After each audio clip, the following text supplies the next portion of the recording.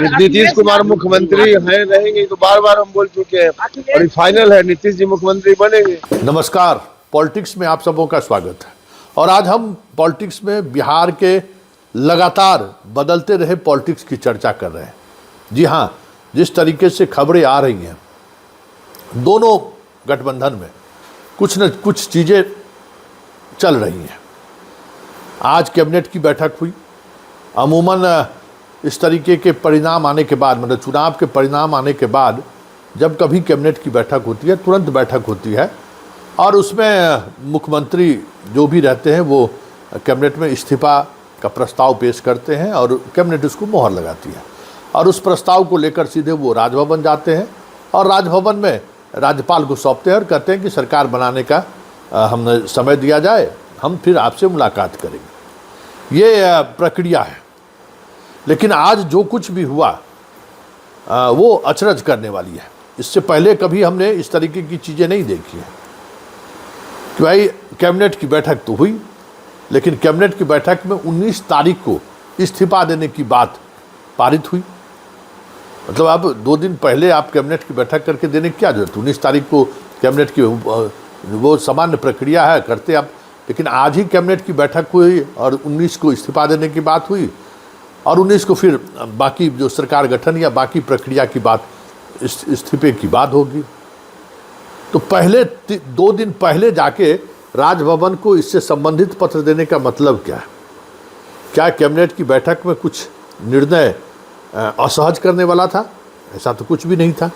तो फिर नीतीश कुमार 2 दिन बाद इस्तीफा क्यों देने की बात कर रहे हैं? तो पहले जरा दिलीप जायसवाल का बयान सुन लीजिए। बीजेपी के प्रदेश अध्यक्ष हैं और उस बयान के दौरान उनके चेहरे के भाव को जरा गौर से परखने की कोशिश कीजिएगा। चेहरा का जो भाव है ना, उस भाव से बहुत सारी चीज़ें आपको समझ में आने लगेंगी कि सब कुछ ठीक ठाक नहीं चल रहा है। तो क्या ठीक ठाक नहीं है, उस पर चर्चा करने से पहले हम बात करते हैं क्या कह रहे हैं दिलीप जायसवाल। सब कुछ तो हमें लगता है कि सोशल मीडिया पर आ चुका है। 19 तारीख को विधायक दल की बैठक है। आज मुख्यमंत्री जी कैबिनेट के बैठक के बाद राज्यपाल महोदय से मिले और 19 तारीख को विधायक दल की बैठक के बाद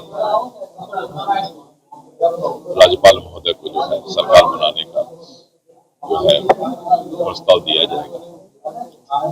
और हमें लगता है कि 20 तारीख को संभावित है कि पटना के गांधी मैदान में शपथ ग्रहण समारोह। प्रधानमंत्री जी का कार्यक्रम फाइनल हो गया? अभी शाम तक पता चलेगा। संभावित कार्यक्रम प्रधानमंत्री जी का है। और कौन कौन आ रहे हैं इस शपथ समारोह में? प्रधानमंत्री जी हैं, राष्ट्रीय अध्यक्ष हमारे पार्टी के हैं, आदरणीय राजनाथ सिंह जी को सभी को हम लोग यहाँ से आमंत्रित कर रहे हैं। अब अलग अलग जिनका कार्यक्रम तय होगा, भारत के सभी मुख्यमंत्री को हम लोग आमंत्रित कर रहे हैं, सभी डिप्टी सीएम को आमंत्रित कर रहे हैं।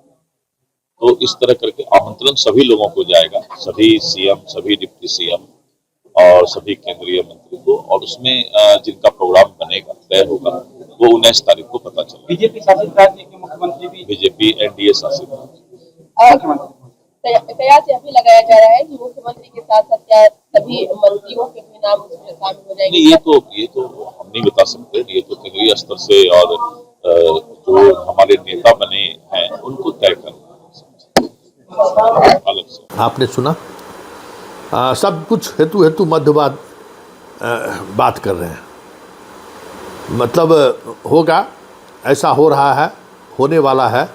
ये जो हेतु मध्यकाल है ना, ये अपने आप में दिखाता है कि कुछ न कुछ चीज़ें चल रही हैं। आखिर वो चीज़ें हैं क्या? खबर ये आ रही कि मुख्यमंत्री नीतीश कुमार ने 2 टूक कह दिया है कि इस मंत्रिमंडल में एक उप मुख्यमंत्री होगा, एक मुख्यमंत्री और एक उप मुख्यमंत्री। इसको लेकर बीजेपी के जो सहयोगी दल हैं वो थोड़ा असहज है।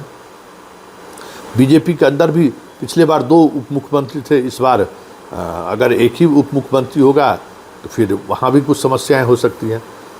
एक उप मुख्यमंत्री होगा और दूसरी तरफ चिराग भी दावे कर रहे हैं कि हमारा भी एक उप मुख्यमंत्री होना चाहिए।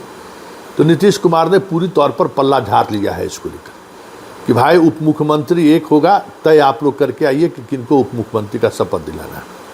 तो ये जो 2 दिनों का जो समय लिया गया है, कहीं न कहीं इस बार नीतीश कुमार पूरी तौर पर, मतलब थोड़ा भी बाएं दाएं नहीं, पहले वाली स्थिति नहीं है कि 43 है तो आप 16 मंत्री बन जाइए, 17 मंत्री बन जाइए।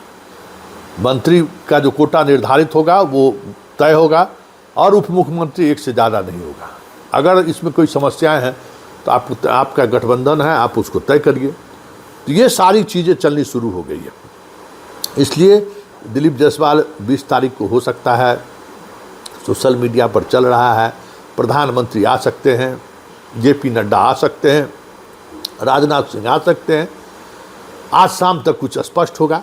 तो जो दिल्ली से खबर आ रही है वो खबर यही है कि मंत्रिमंडल के गठन को लेकर अब दिल्ली अंतिम निर्णय लेगा।